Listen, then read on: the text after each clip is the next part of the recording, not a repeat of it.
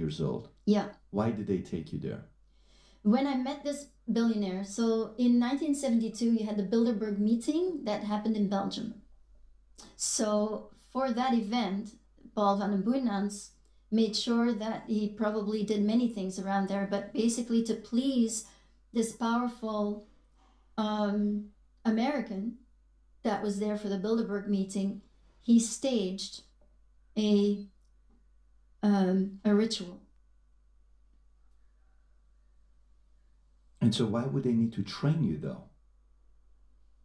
The mind control training, he had plans for me. And, all right, I can say something. He had me in his homes and everything to get me used to the life of the elite, so that I would know how to eat, so that I would recognize good clothes, so that I would be comfortable in these environments. And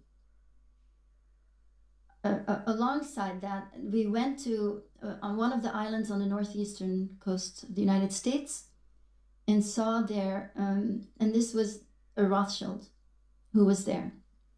Rothschild. A Rothschild, yeah. And is this who you're talking about? Yeah, so I'm saying we were with Evelyn the Rothschild for 1 day only. And it was clear that this billionaire, who you would think is just as powerful as this Rothschild, was not as powerful in the network as he was. And he was asking for permission to make the star that he wanted to make of me. Well, he didn't want to make me into a star. He wanted to make me into an elite sex slave where I would become famous in France, and then with that role I would attract the most powerful men in the world, and I would be able to spy on them for him and so forth. Is that David Rockefeller? I'm not saying. I can't say this.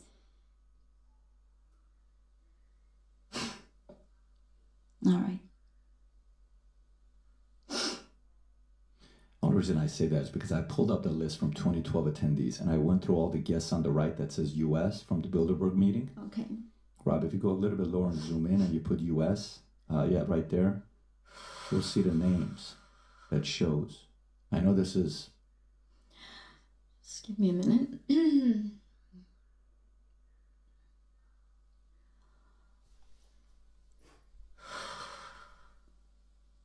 Well, I can't lie, but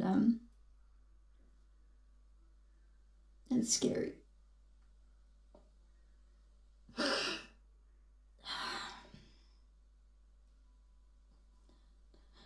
Yeah, might as well. Okay, there you go. You've never talked about this. I've never said his name.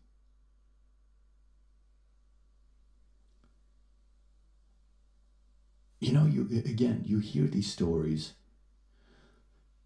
and you wonder, there's no way these people are capable of doing something like that.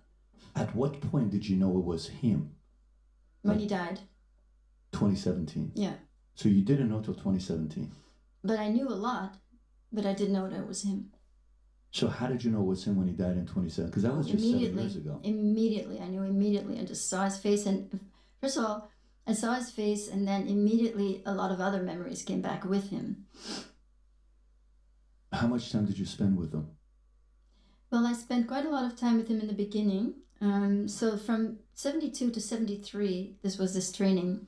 So I spent quite a lot of time with him in the U.S. in that first month, in July of 1972, and spent time in his estate in Westchester, and also in his home in New York City, and also in his home in Maine. And on the way to Maine, on his sailboat, we stopped off at the Rothschild, who had to give his permission for the persona that he wanted to make out of me. And then Rothschild invited me into the family. And I gave I had not been treated very well up until then, so suddenly I get a very nice invitation. I feel, even this training, even though there was a lot of sex training also. Just let's not make any mistakes here. This is not like, I was just suddenly being treated really well. I was being trained sexually as well. But it was the best I'd ever seen in my life at age 9. And when I was invited, Meaning treatment of elites like lifestyle, wealth? Is that what you mean by treatment? No, in the first 3 years in the network by Paul van den Boeynants, I was treated like absolute piece of dirt. What does that mean? I was the lowest of the low. He always treated me like, he wasn't worth the time for him to even have a chewing gum on his soul or something, and he just had to pull it off and just resented having to spend any time on me. But he was selling me all over, or whatever he was doing. He was using me for blackmail for people that were supposedly new, or he was giving me to depraved aristocrats. But he didn't want to, I was treated, most of the time I was treated like I was absolute piece of dirt, like I had no value at all. Did he himself sexually abuse you or no, Paul? He beat me up. But not sexually abused? I did not get sexually abused by him. He was extremely sadistic. So he did not sexually abuse me. He abused other children though. And I don't remember being sexually abused by him. But he and a few others that were in charge there just really would treat me like the lowest of the low. So I was used to sort of knowing that it was them, it was their fault. I knew that they treated me that way, but I know that I'm human. So I didn't really fully take it seriously. And I was kind of playing the game to survive, playing this game of whatever they needed me to do. I was doing it. And then in 1972, suddenly 3 years later, I got, treated as very special. And this treatment had a lot to do with the excitement that David Rockefeller felt over the fact that he loved being behind the scenes, creating this slave, this elite sex slave, who was going to make him millions. And I was already sold in the first year. In that year, till I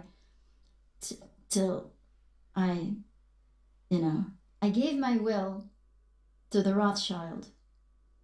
And he asked specifically, will you be part of the family? And I said yes. And he asked me to say, I will give my will.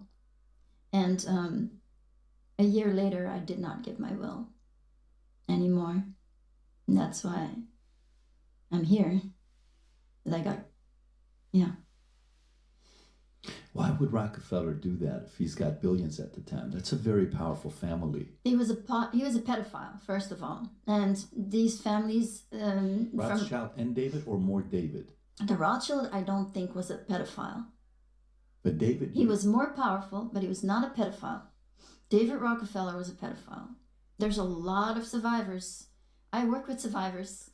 There are a lot of survivors out there of David Rockefeller. But I saw him in a certain light, and I've met one other person. I mean, now that we named David Rockefeller, I can tell you that the place where I was taken in Germany, in Heidelberg, the doctor that was in charge there, Hans Harmsen, I have met another survivor that was also a special project of David Rockefeller. And Hans Harmsen, who was the doctor in charge there, she was there too as a special project of him, and she also came across Hans Harmsen. Harmsen? Hans Harmsen. Harmsen. Yes. There you go. There you go. And who was he? I think that he was in charge of the special project of David Rockefeller for the mind control training. And I know one other survivor who went through similar experiences as myself later on. Did you ever meet him? Meet him? Oh, yeah. What was he like? Or horrendous. Unpack it. Okay. the way that you're trained in mind control training, it's based on torture. What I was used to doing as a child sex slave was to please men in some way or other, to get on their wavelength so that they wouldn't harm me, so that I could survive. With him, I never got anywhere. I never got through it at all. Most of these pedophiles, you could get through in some way. There's some way in which, I could sense intuitively what I needed to do to please them.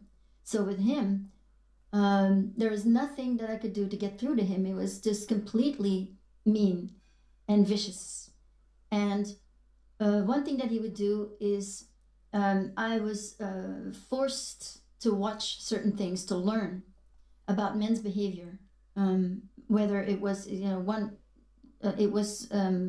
their weakness or their sexual preferences or their sexual desires, perversions, their sexual perversions. So we're not talking about regular sexual, we're talking about sexual perversions, to recognize those. And so I was forced to watch films.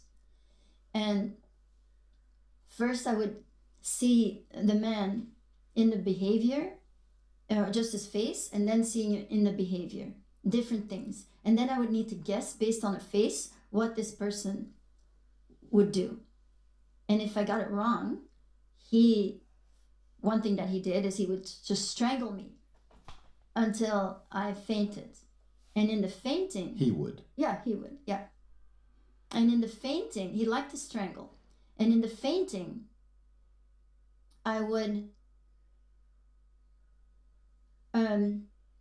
realize after a while that in these near-death experiences that my intuition was sharpening. And so it was punishment for not giving the right answer, but it was also part of the training to be able to get more intuitive and sense things without having to use your reason.